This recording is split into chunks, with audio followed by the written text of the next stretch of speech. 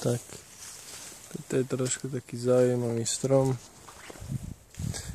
Dosť zle tvarovaný a tak mojou otázkou je, že či by som ho správne odstrihal, ak by som rezal napríklad z tohto konáru, by som ho skrátil niekde tu, toto by som dal preč, toto zakudlené, z tohto by som nechal asi tu, toto je, tento by som ponechal, z tohto by som odstránil asi tento, z tohto možno niekde sem, aby očko rástlo smerom von, toto preč, aj keď to má kopec tých pukov, toto by som dal preč.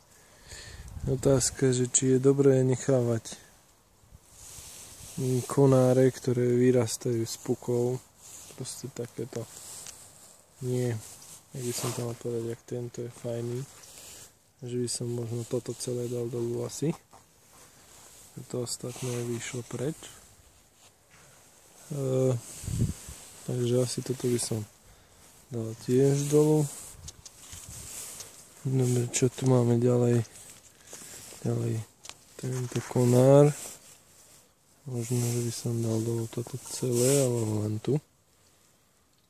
Aby tento puk bol ponechaný.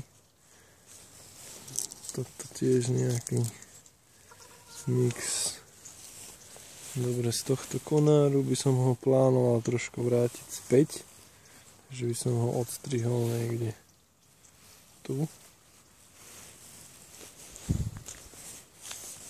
Tu. Toto by som... Neviem, toto by som asi ponechal. Možno skrátil by som tieto jednoročné výhonky. Aj keď neviem, toto vyzerá, že je kopec pukov, ale... No a potom tu máme takúto ranu. Som sa ju snažil zatrieť, ale strom vyzerá, že vládze, že funguje. No, otázne je, či to celé vyrezať, alebo nechať ho zatiaľ ako stredník. No, k tomu terminálu sa ešte vrátim. Čo je toto lepkavé. No, takže z tohto by som isto ponechal tento pekný, tento.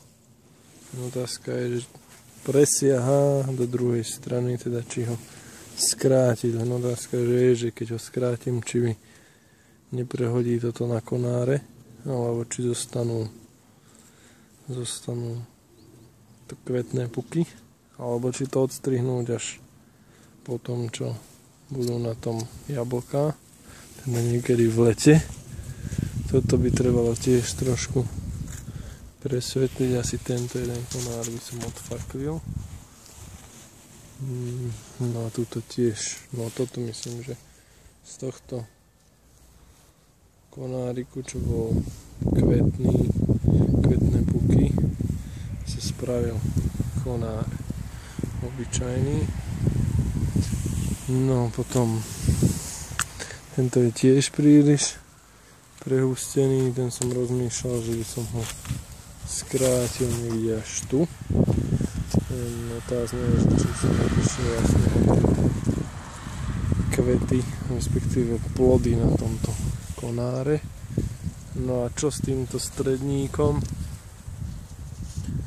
Či ho nechať, či ho skrátiť tu, že toto celé všetko dá dolu, alebo čo skrátiť ešte nižšie, ale no neviem, ja by som ho skrátil tu na, a že ten by bol nový stredník. Takže ak by ste ma vedeli popraviť skôr než spravím chybu, tak mi napíšte koment. Díky, čaute.